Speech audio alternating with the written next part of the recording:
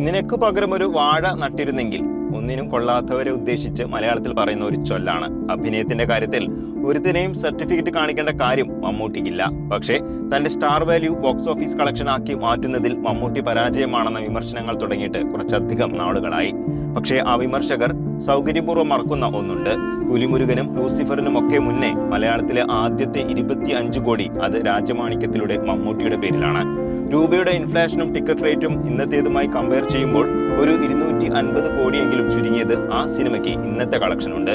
അതുകൊണ്ട് കോടിക്കണക്ക് കൊണ്ട് ഒരു നടന് മാർക്കിടുന്നതിൽ എന്ത് കാര്യം? മണിരത്നം ഒരിക്കൽ ഇങ്ങനെ പറഞ്ഞിരുന്നു, സ്റ്റാർ ആകുന്നത് എളുപ്പമാണ്, പക്ഷെ കാലത്തെ തോൽപ്പിച്ച് ഒരു നടനായി നിലനിൽക്കുക അപൂർവമാണ്.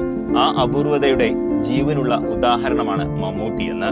ഒരു തലമുറയുടെ ഹീറോ ആയി മാത്രം നിൽക്കാതെ ഓരോ കാലത്തെയും പുതുക്കി വായിച്ച നടൻ, ഹീറോ ഇമേജിൽ കുടുങ്ങാതെ കഥാപാത്രങ്ങളിലേക്ക് സ്വയം വീണ്ടും വീണ്ടും ജനിപ്പിച്ച മനുഷ്യൻ, ഇന്നും പുതിയ സംവിധായകരെ വിശ്വസിച്ച് റിസ്ക് എടുക്കാൻ തയ്യാറാകുന്ന ആ ധൈര്യം, അതാണ് മമ്മൂട്ടിയെ വെറും സൂപ്പർ സ്റ്റാറിൽ ഒതുക്കാതെ ഒരു സിനിമാ പ്രസ്ഥാനം തന്നെ ആക്കി മാറ്റുന്നത്.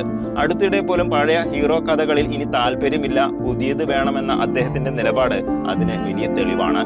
മണിരത്നം പോലുള്ള സംവിധായകർ മമ്മൂട്ടിയിൽ കാണുന്നത് അഭിനയ പ്രതിഭ മാത്രമല്ല, സ്വയം പുതുക്കിക്കൊണ്ടിരിക്കുന്ന ഒരു കലാകാരന്റെ വിശപ്പാണ്. വിജയങ്ങളെക്കാൾ വെല്ലുവിളികളെ തെരഞ്ഞെടുക്കുന്ന മനസ്സ്. അതുകൊണ്ടാണ് 5 ദശാബ്ദങ്ങൾ കഴിഞ്ഞിട്ടും മമ്മൂട്ടി ഇന്നും റെലവന്റ് ആകാതെ റെഫറൻസ് ആയി മാറുന്നത്.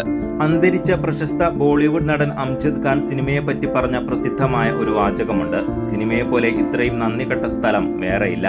നിങ്ങളെ അവർക്ക് ആവശ്യമില്ലെങ്കിൽ ആ നിമിഷം തന്നെ അവർ നിങ്ങളെ കുഴിച്ചുമൂടും. മറിച്ച് നിങ്ങളെ ആവശ്യമാണെങ്കിലോ നിങ്ങളുടെ കുഴിമാടം തുറന്നിട്ടാണെങ്കിലും അവർ നിങ്ങളെ പുറത്തെടുക്കും.